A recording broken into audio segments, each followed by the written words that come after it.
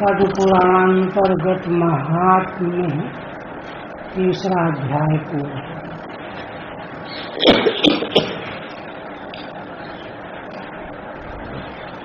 पूर्व प्रसंग में भक्ति देवी अत्यंत प्रसन्न होकर ज्ञान वैराग्य के साथ कथा मंडप में प्रकट हो गईं। सारे लोग आश्चर्यचकित हो गए। शंकादिकों ने बताया कि ये श्रीमद् भागवत की कथा से प्रकट हुई। श्रीमद् भागवत की कथा की कितनी उच्च दिव्यता है कि भक्ति ज्ञान वैराग्य तीनों साक्षात प्रकट हो। और ये अतिशयोक्ति नहीं है। एक तो सर्वप्रथम ये है कि यह जो देवर्षि नारद जी के द्वारा यजमान के रूप में श्रीमद् भागवत का श्रवण करना, शनकादिकों के द्वारा व्यास गद्दी पर बैठ करके श्रीमद् भागवत की महिमा का गुणगान करना, यही चीजें बड़ी अद्भुत। तो मैंने आयोजन जब दिव्य कोटि का होगा तभी उससे दिव्य स्वरूप का प्राकट्य होगा। शंकादिकों ने कहा कि आप वैष्णव संतों के चित्त में निवास करें, निर्भय होकर के। कलयुग के दोष वहाँ स्पर्श भी नहीं कर सकते। कलयुग के दोष जो हैं संत महान पुरुषों के समक्ष जा ही नहीं सकते। जैसे यम के दूत जो हैं भगवत भक्त के सामने जाने में कांपने लगते हैं।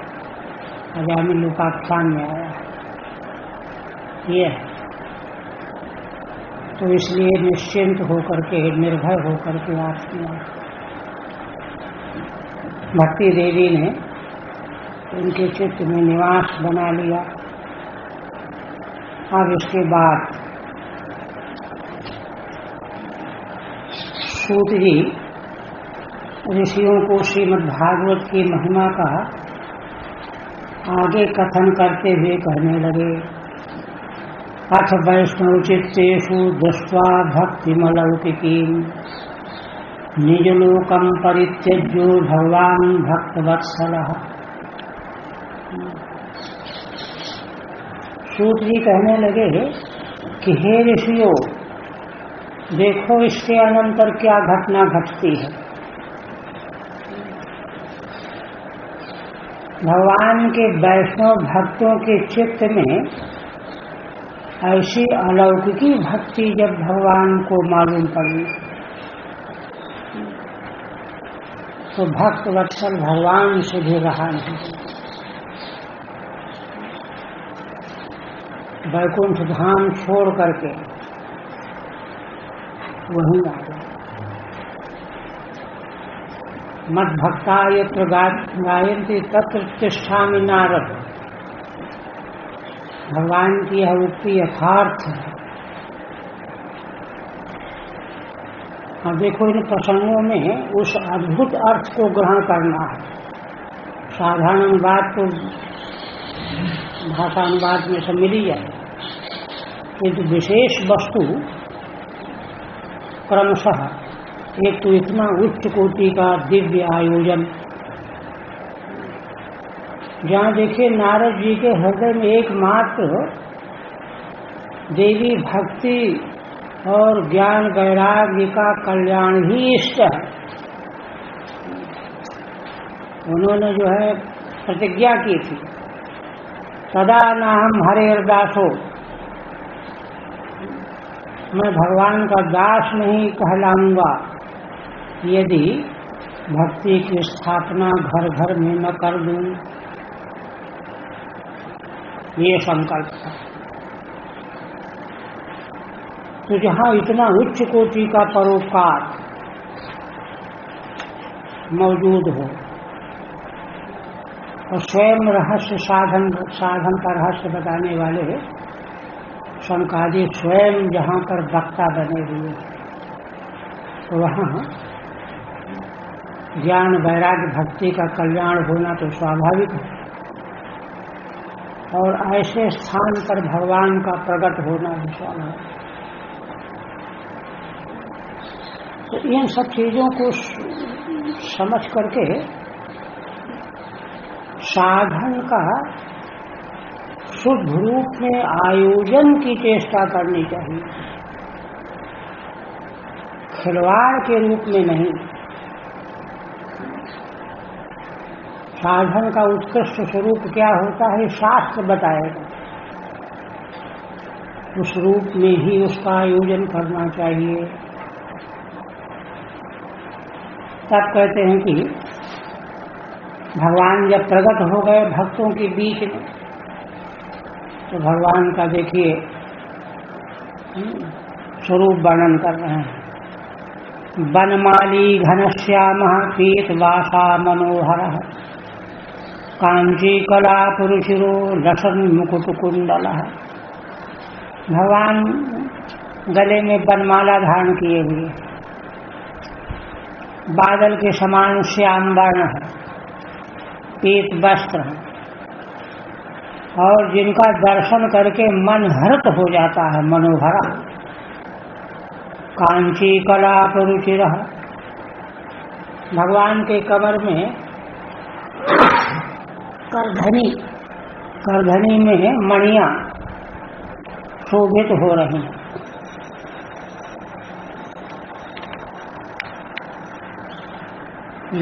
लसन मुकुट कुंडला, और भगवान के मंगल में शिरोभाग में मुकुट और कानों में कुंडल सुशोभित हो रहे हैं। त्रिभंग लयतश्चारु कौस्तुभेन विराजिता, त्रिभंग की आकार में भगवान शोभित हो रहे हैं, और सुंदर कौस्तुभ मणि से युक्त है भगवान का वक्षस्थल। कोटि मनमथ लावण्यो हरिचंदन चर्चिता, करोड़ों कामदेवों से बढ़कर के भगवान का सौंदर्य लावण्य है। भगवान का मंगलमय विग्रह हरिचंदन से लिप्त है, चर्चित माने लिप्त। परमानंद चिन्ह मूर्तिर मधुरो मुरलीधर, भगवान की परमानंद स्वरूप चित मूर्ति, भगवान का स्वरूप ही असल में सच्चित आनंद है। सत माने सत्ता सामान्य, चित माने ज्ञान, आनंद माने परम तृप्ति, यही मूर्ति है। मधुरो मुरलीधर है, और अत्यंत मधुर स्वरूप है, मुरली धारण किए हुए। आविवेश स्वभक्तानां भजयान्यबलानि च, भगवान का ऐसा दर्शन करके जो भक्त वहाँ मौजूद थे, उन्होंने इतनी सघनता से भगवान का दर्शन किया कि उनके प्रेम से आकृष्ट होकर के भगवान उन सबको हृदय में विराजमान हो गए। अमलानि हृदयानि आविवेश, अपने भक्तों के निर्मल हृदय में भगवान प्रविष्ट हो गए। देखो ये सबसे बड़ी बात, भगवान के भक्ति मार्ग में चलने का यही सबसे बड़ा पुरुषार्थ और फल है कि हमारा चित्त इतना निर्मल हो, इतना निर्मल हो जाए कि भगवान विराजमान है। चित्त में असल में कूड़ा करकट कलमश भरा रहता है तो भगवान दूर है, किंतु चित्त निर्मल हो तो भगवान तो सर्वत्र भरपूर हैं, व्याप्त हैं। वे दर्शन देने लगते हैं, अपने भीतर ही दर्शन दे देते हैं।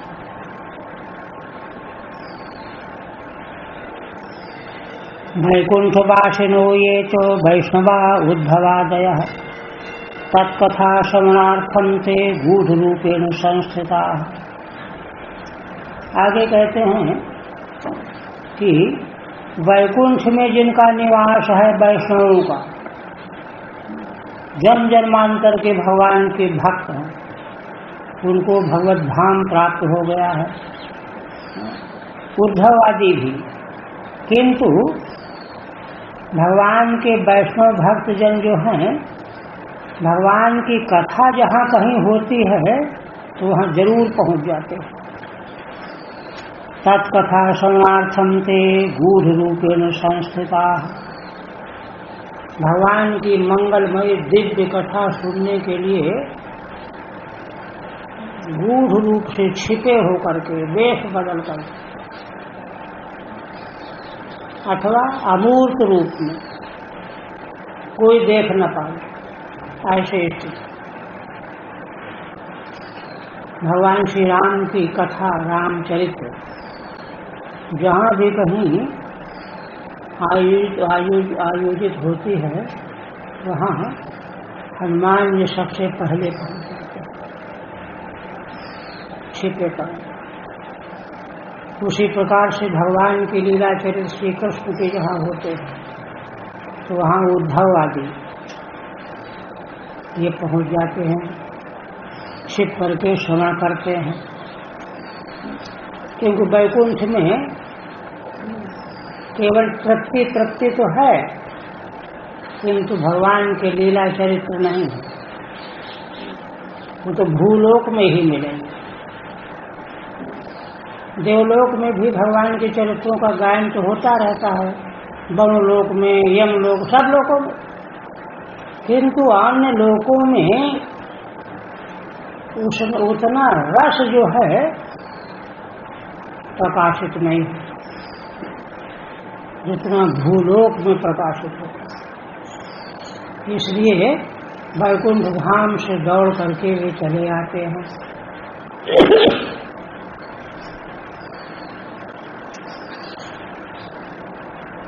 सदा जय जयकारो रस पुष्टि लौकिकी। अब तो जय जयकार होने लगा है ना। भगवान की मंगलमयी भक्ति रस की कथा से पुष्टि, अलौकिकी पुष्टि, भगवान के भक्ति रस से जो पुष्टि होती है अलौकिकी, लौकिकी पुष्टि तो ताकत की वस्तुएं खाओ, दवाई खाओ, ये सब लौकिकी पुष्टि। किंतु भगवान के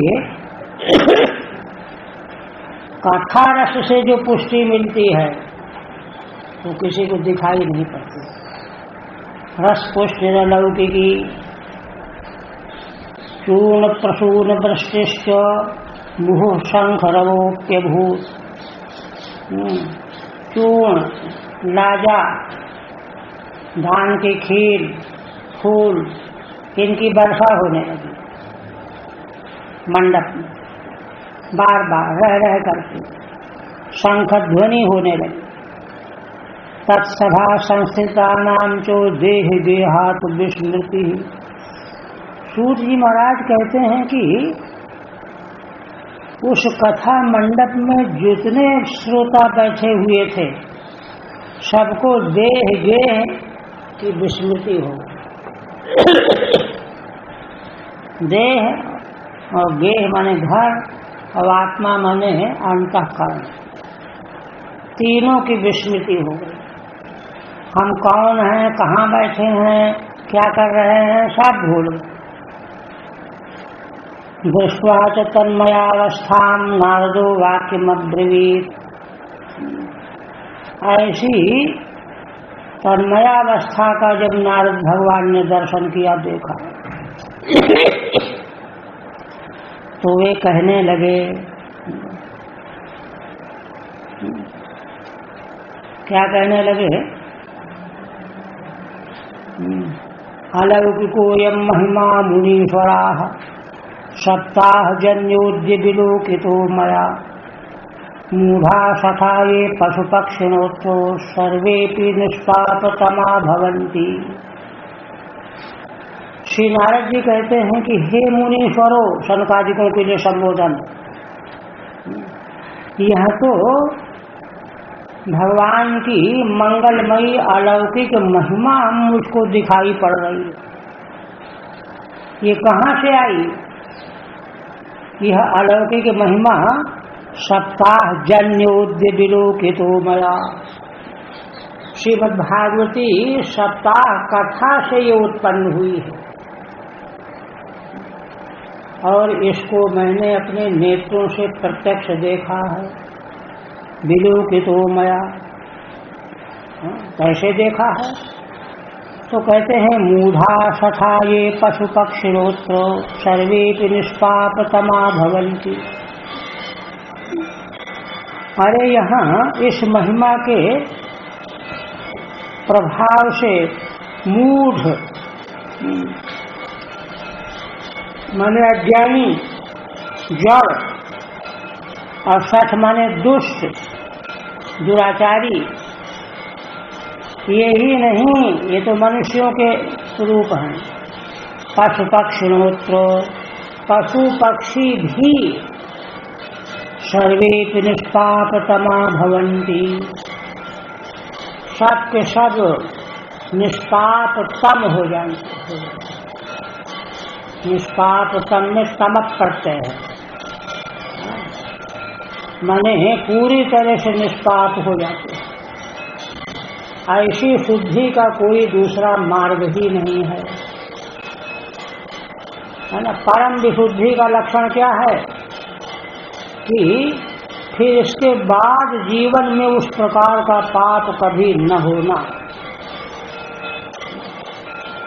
मूढ़ की मूढ़ता चली गई, सठ में सठता छोड़ दिया, पशु पक्षियों की जड़ता चली गई, फिर कभी उनमें जड़ता नहीं आई, सठता नहीं आई, मूढ़ता नहीं आई, ऐसे पवित्र हो गए। क्यों घूम फिर करके फिर अगर बदल जाए तो फायदा क्या हो? इसलिए सर्वेपि निष्पापतमा भवन्ति। ये श्रीमद्भागवत की सप्ताह कथा की महिमा मैंने अपने आंखों से देखी है। श्री नारद जी तो दिव्य दृष्टि हैं, उनको तो कण कण का ज्ञान है। इसलिए अतो लोके ननु नास्ति किंचित् चित्तस्य शोधाय कलौ पवित्रम् अघौघ विध्वंसकरं तथैवो कथा समानं भुवि नास्ति चान्यत्। श्री नारद जी कहने लगे कि इसलिए आज मैंने अपनी आंखों से देख लिया कि मनुष्य लोक में और विशेष करके कलयुग में, मनुष्य लोक में और कलयुग में चित्त से शोधाए, चित्त को पवित्र बनाने के लिए, शोधन करने के लिए, पवित्र करने वाली दूसरी कोई वस्तु हो ही नहीं सकती। एकमात्र भगवान की दिव्य कथा ही पवित्र करने वाली है। अघौघ विध्वंसकरं तथैव, कैसी है यहाँ? अघौघ माने आघा नाम ओघा अघौघा, पापों का ढेर। कोई तौले कि कितना पाप है तो कोई तौल ना पावे, ढेर। अघों का ओघ माने ढेर, समुदाय, उसको विध्वंस करने वाली है भगवान की कथा। तथैव कथा समानं भुवि नास्ति चान्यत्। इससे यह सिद्ध हो गया कि भगवान की भागवती कथा के समान और कुछ भी नहीं है।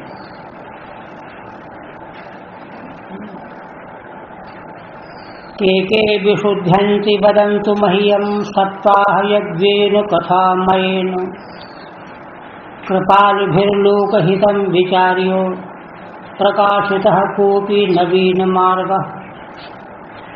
अंत में देवर्षि नारद जी एक प्रश्न और कर रहे हैं। असल में नारद जी का हृदय जो है जीवों के दुख से द्रवीभूत रहता है।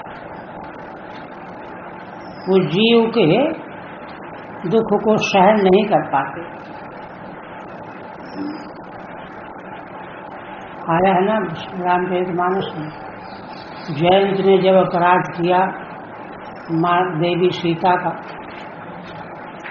तो भगवान ने शेख का बाण मार दिया और भागा तीनों लोग। काहू बैठन कहा न वही, कोई भी किसी ने भी उसको ये नहीं कहा कि अच्छा बैठो एक मिनट फिर कुछ उपाय सोचते हैं, जाने तो जाने। किंतु नारद जी जब मिले, नारद देखो बिगड़ जयंता, लाज दया कोमल चित संता,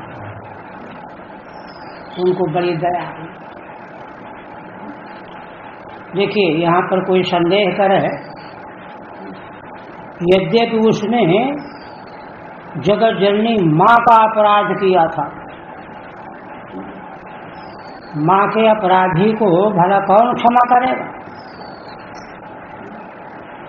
कोई सवाल ही नहीं। किंतु संत का हृदय देखिए, यहाँ पर कोई आक्षेप करे कि अरे उसको तो और जो है गला दबा देना चाहिए, ऐसे नालायक को, ये पक्ष उठ सकता है ना। बात ठीक, नैतिकता, लोक व्यवहार, प्रशासनिक व्यवस्था, कानून, और यही दृष्टिकोण है। किंतु संत महापुरुष तो इन सबों से ऊपर होते हैं, इसलिए उन्होंने कहा कि नहीं, इसकी रक्षा होनी चाहिए, युक्ति बता। कहा कि जा भगवान के चरणों में गिर पड़ना, तो इस चक्कर में होगा कि वहां बचा लेगा, कोई नहीं बचाएगा, उन्हीं भगवान के द्वारा तो बच पाएगा। शरण में तो उसके मन में संकोच हुआ कि अरे देखिए, मैंने ऐसा पाप कि पापी को भी संकोच में डाल दिया। मैंने और क्यों कोई पाप होता तो हिम्मत पड़ती, किंतु माँ जगत जननी माँ का मैंने पाप किया, अब कौन मुंह लेकर के जाऊं। महाराज हमारे सुनाया करते थे बार से, इन कथानकों के भीतर रहस्य कितना भरा हुआ है, उसको हृदयंगम करना चाहिए। तो वो समझा रहा था कि भगवान मैं कैसे जाऊं, तो महाराज जी ने रास्ता ही बताया। कहा कि अरे पगले बेवकूफ, भगवान के पास जा, क्योंकि भगवान कोई जीव कोटि के थोड़े हैं। संकोच जीव को होता है, जीव के लिए होता है, भगवान तो सर्वात्मा है।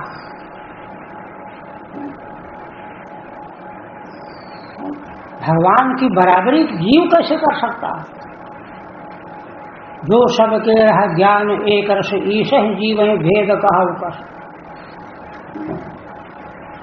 रामायण प्रसंग आया है, रावण वध के बाद जब विभीषण को बड़ा संकोच हुआ, और तो कोई वंश में बचे ही नहीं तो सब मर गए, जहाँ संस्कार कौन करे,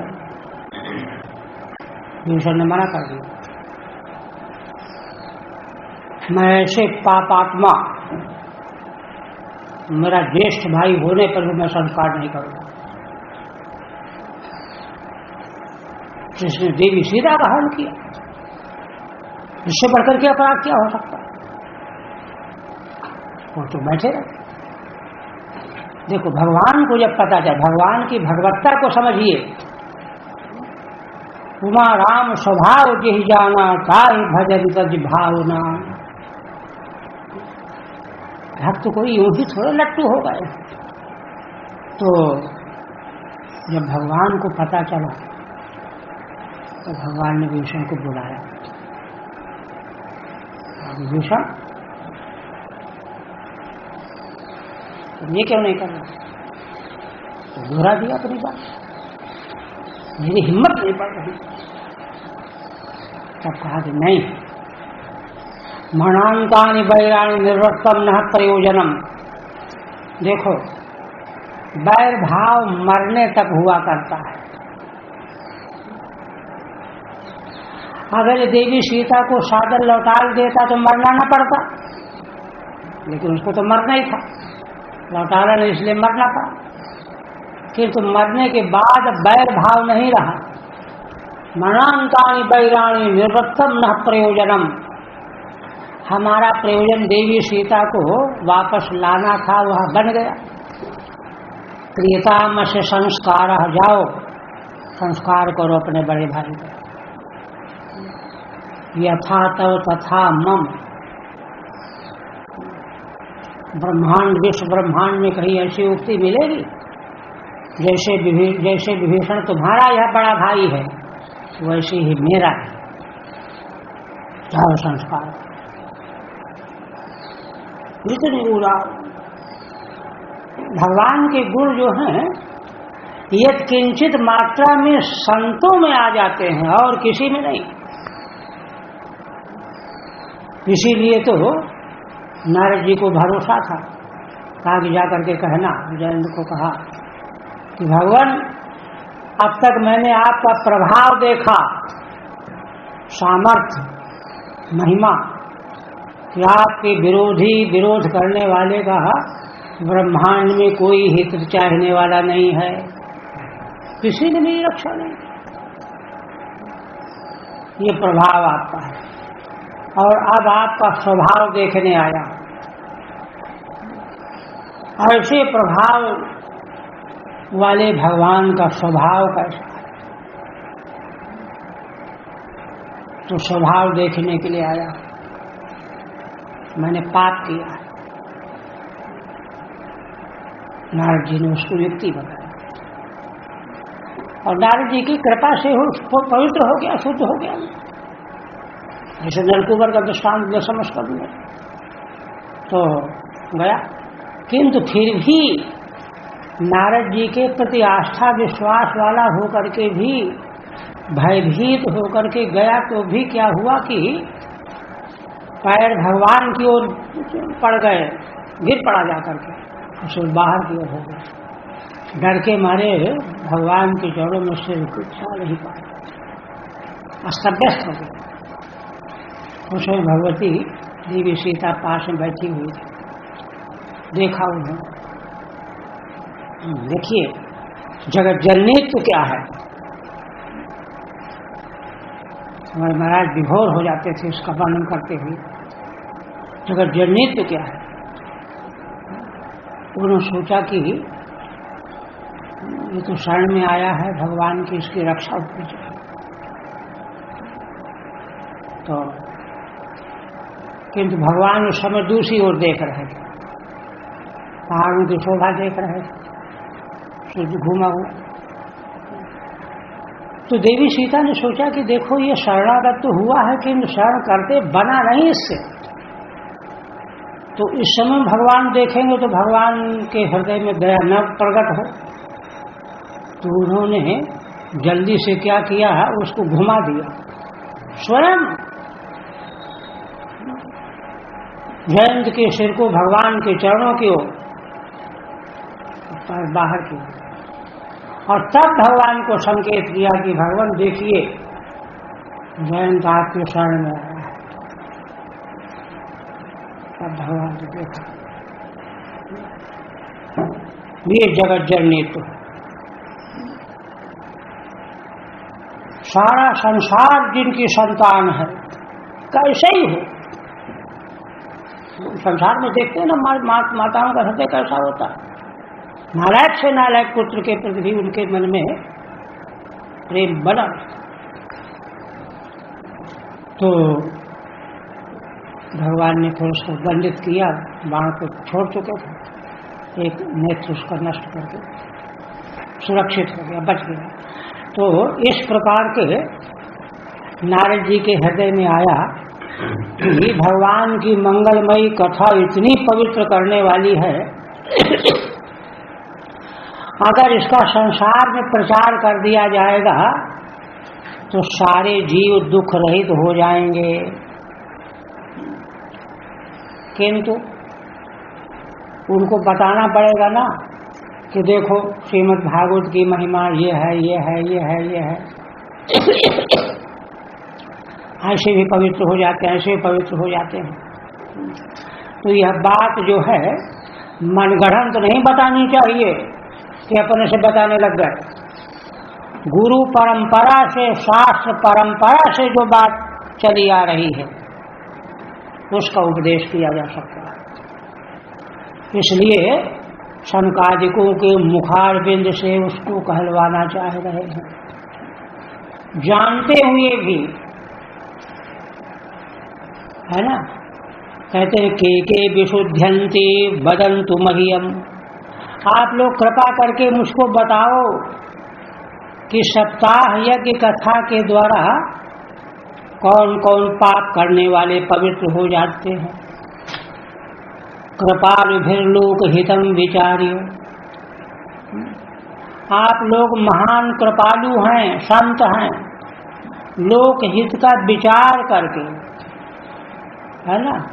प्रकाशितः कोपि नवीन मार्गः, इसीलिए आपने कोई नवीन मार्ग प्रकाशित किया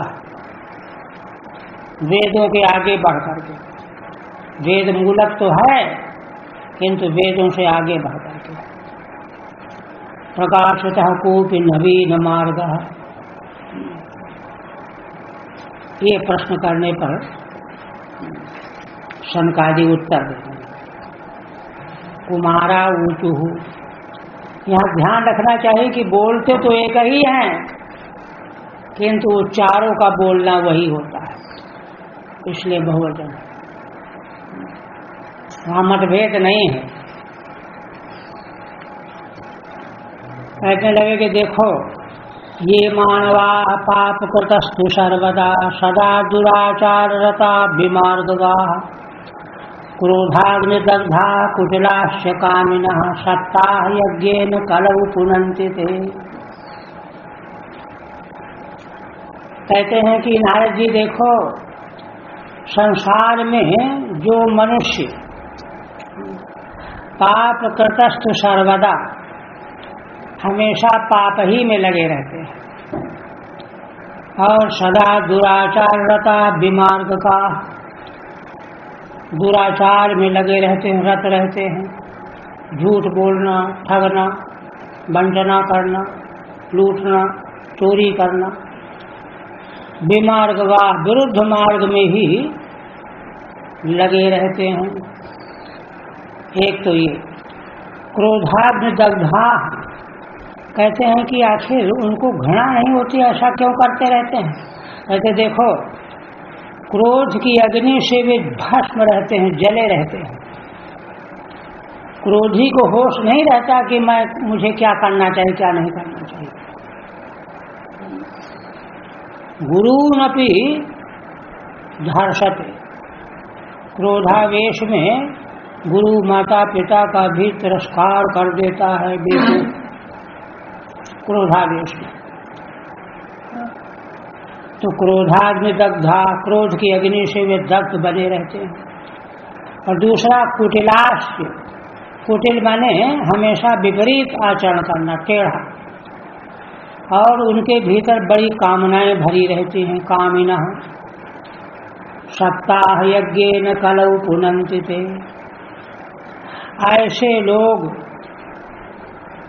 श्रीमद् भागवत की सप्ताह यज्ञ कथा के श्रवण करने से पवित्र हो जाते हैं। इसी प्रकार से सत्येन हीना पितृमातृ दूषका तृष्णाकुलाश्चाश्रम धर्म वर्जिता, जो सत्य से हीन है, पितृमातृ दूषका, पिता माता के कुल को कलंकित करने वाले हैं, दूषित करने वाले हैं। देखो कई लोग पाप से इसलिए बच जाते हैं कि हमारे पिता की बदनामी हो जाएगी, हमारे कुल की बदनामी हो जाएगी, किंतु जिनको माता पिता के कुल की बदनामी की कोई चिंता नहीं हो तो कुछ भी कर लेंगे। पितृमातृ दूषका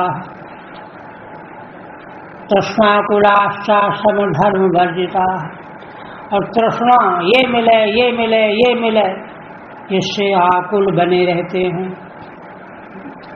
आश्रम धर्म वर्जिता, जिनमें न कोई वर्ण धर्म है न आश्रम धर्म।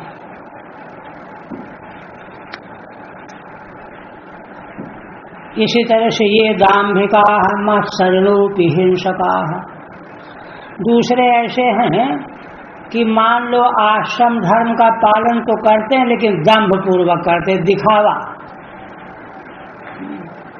दिखाने के लिए दाम्भिक है, हृदय से नहीं है। मत्सरणोपि हिंसका, और तीसरे वे हैं मत्सरी, अरे हमारे समान कौन है। मत्सर सबको भी नास्ती थी मत्सरा, मत्सर का लक्षण क्या है, अरे मेरे समान कौन है। ऐसा मत्सर जिनके भीतर भरा रहता है मत्सरी कहे जाते हैं, बहुवचन में मत्सरिणा।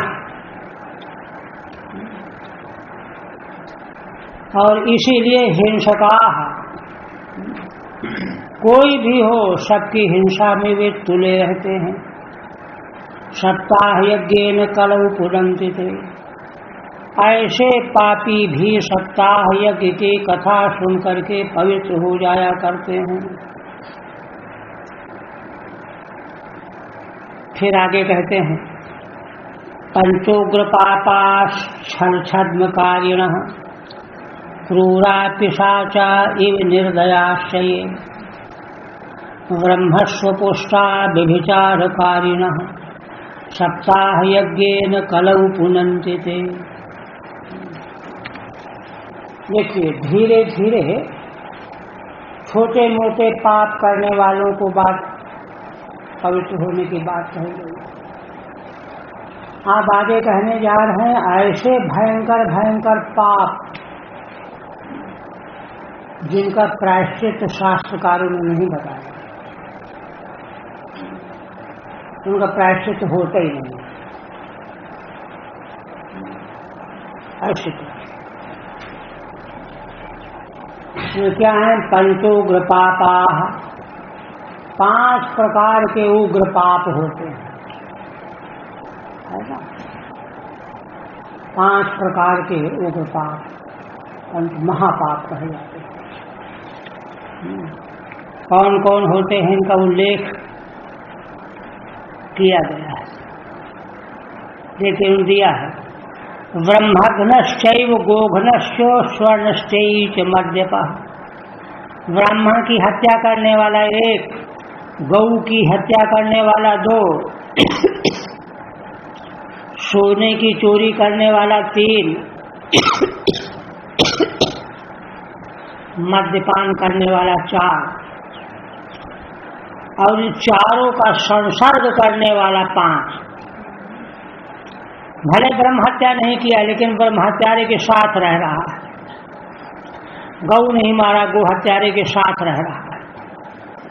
तत्संसर्गी पंचमश्च शुग्र पापा प्रकीर्तिता, इनको उग्र पाप कहा गया है, इनका कोई प्रायश्चित नहीं बताया गया।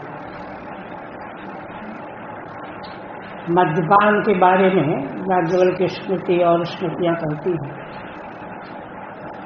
कि ब्राह्मण जो है मद्यपान तो दूर रहा, अगर वह उसको पीने के उद्देश्य से अपने मुख तक ले आया, पिया नहीं, वो भी उसका प्रायश्चित नहीं। ऐसा पाप,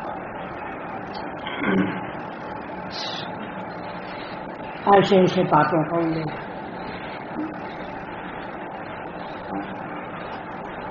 हमारे यहाँ एक बड़े धर्मशास्त्र के जाता थे, तो उनके पास एक व्यक्ति आया, हाँ, जघन्य अपराध करने लगा। वो अपनी कन्या की शादी ही नहीं कर रहा, बुरा कर दिया। चारों ओर जब उसकी अपकीर्ति हुई तो वहाँ आया, इस पाप की निवृत्ति के लिए उपाय है। उन्होंने कहा कि भाई इसका कोई उपाय नहीं, यह ऐसा पाप है जिसका उपाय नहीं, और जो उपाय है वह करते तुम मर जाओगे, खत्म हो जाओगे। तो कहा कुछ भी हो। तो उन्होंने बताया था कि जो है पिघला हुआ सोना 200 ग्राम एकदम शरबत की तरह से उसको पी गया, यही इसका प्रयास। मरने बनना है, उसके बाद भी नहीं कर सकता इस प्रकार का प्रयास। तो ऐसे का तो कहते हैं कि इन्हीं को कह रहे हैं पंच उग्र पापा, 5 प्रकार के उग्र पाप करने वाले पापी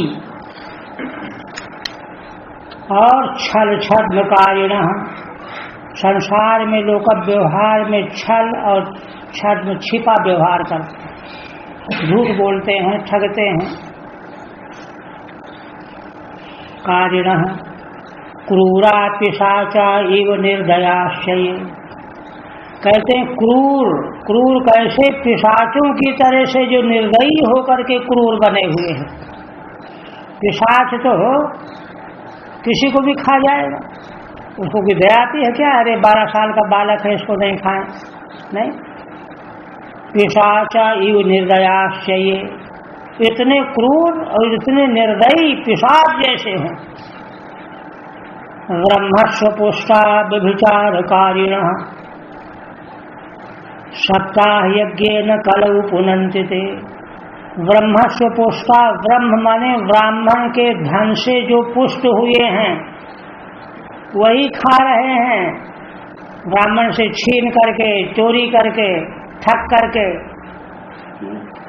उससे जिनका पोषण हो रहा है, यह भी पढ़ले दर्जे का अपराध है, पाप है। व्यभिचारकारिण, और व्यभिचार करने वाले। सप्ताह यज्ञेन कलौ पुनन्ति ते, सप्ताह यज्ञ के द्वारा वे भी पवित्र होते हैं।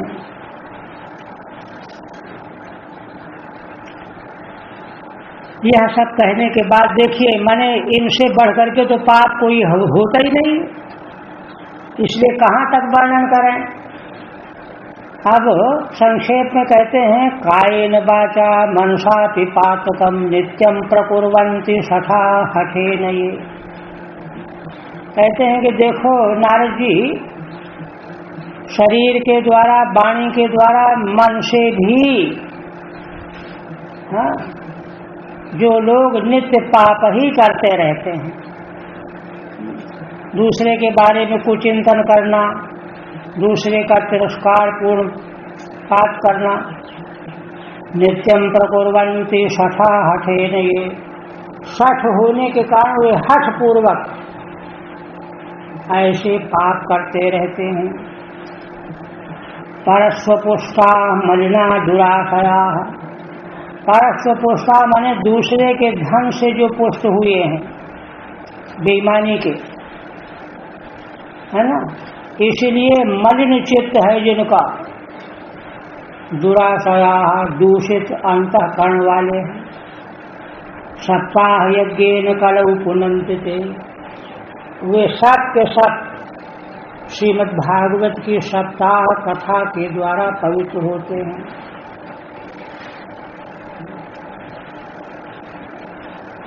यह कह करके अब शनकादिकों ने एक इतिहास प्रस्तुत किया। यह इतिहास जो है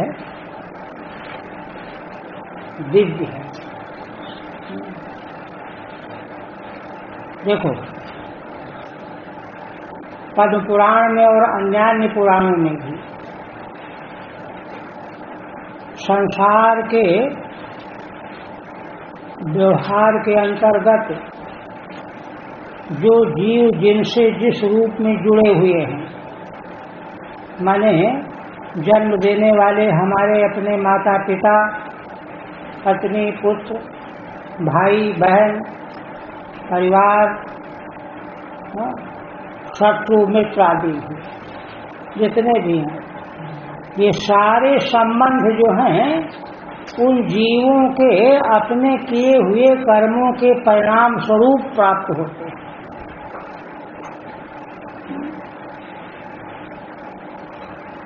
देखो, एक तो वेद है जो मंत्रात्मक है,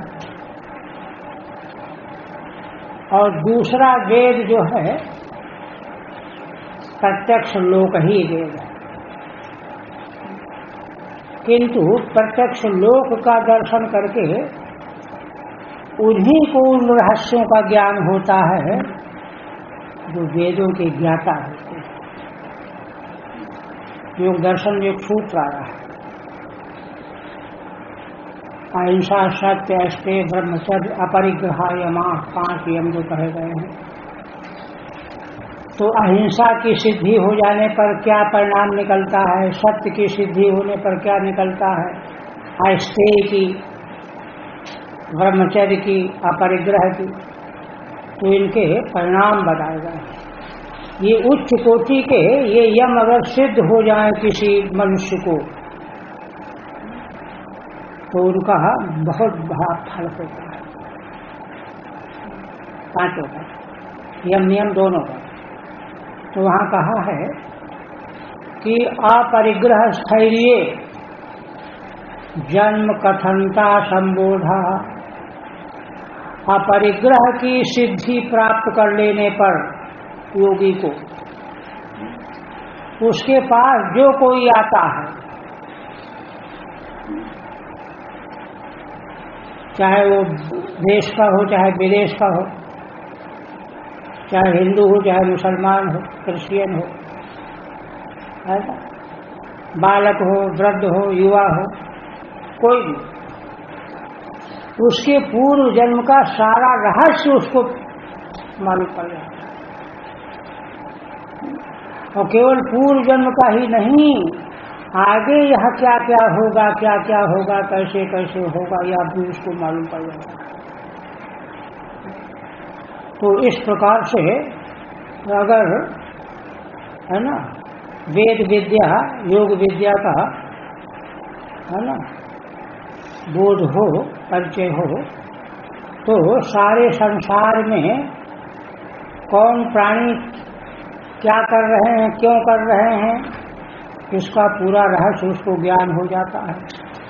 इसी आधार पर सनकादिकों ने एक प्राचीन कथानक प्रस्तुत करते हुए उसका यहाँ दृष्टांत दिया है,